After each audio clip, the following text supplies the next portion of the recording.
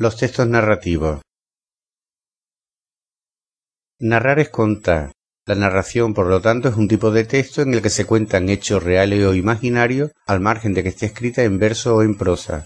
Es decir, tan narrativo es el poema del Mío Cid, que está escrito en verso, como el Quijote, que evidentemente está escrito en prosa. A la hora de estudiar un texto narrativo debemos tener en cuenta diferentes elementos. El primero de ellos es la historia. La mayor parte de los relatos presentan una acción principal y varias secundarias. Estas acciones se combinan entre sí alternando su aparición y entrecruzando sus desarrollos para formar la narración. Un relato presenta un distinto ritmo narrativo según el procedimiento que se emplee, y así si usamos la condensación, los acontecimientos se cuentan de una manera resumida y se recurre habitualmente a lo que se conoce como elipsis narrativa. Elipsis significa eliminación. Por el contrario, si recurrimos a la expansión, el relato se demora e incluso se detiene para incluir elementos que son complementarios a la acción, como por ejemplo las descripciones. Otro elemento a tener en cuenta es el orden de los acontecimientos.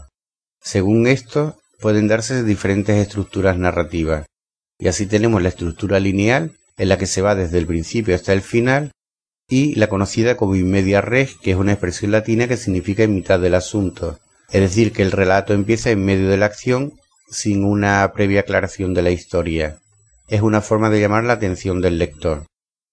También es muy importante saber desde qué punto de vista nos cuentan la historia, quién es o cuál es el narrador. Hay tres tipos de narradores. El narrador en tercera persona, que puede ser omnisciente, es decir, lo sabe todo, sabe lo que piensan y lo que sienten los personajes, y narrador en tercera persona observador, que se comportaría como una cámara de vídeo. También tenemos el narrador en primera persona. Aquí, quien narra la historia puede ser el protagonista o un personaje secundario que acompaña al protagonista.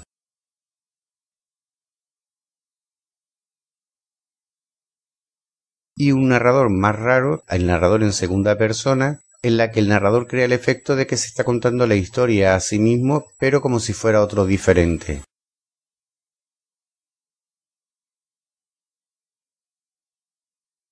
Otro elemento fundamental de la narración, evidentemente, son los personajes.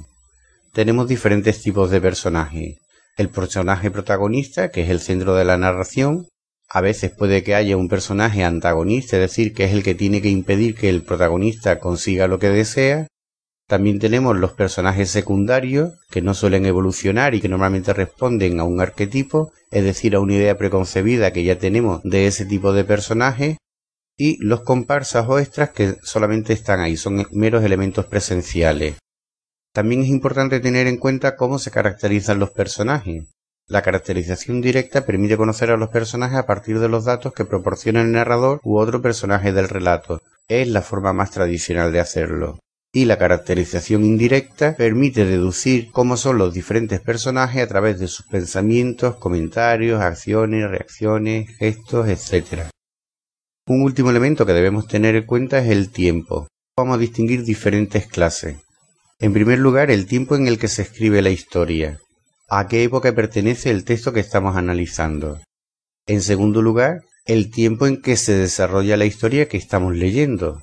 En tercer lugar, el tiempo que tarda en desarrollarse esa historia. Es decir, una historia puede desarrollarse en un solo día, en 5 horas, como ocurre con 5 horas con Mario, o en varios años.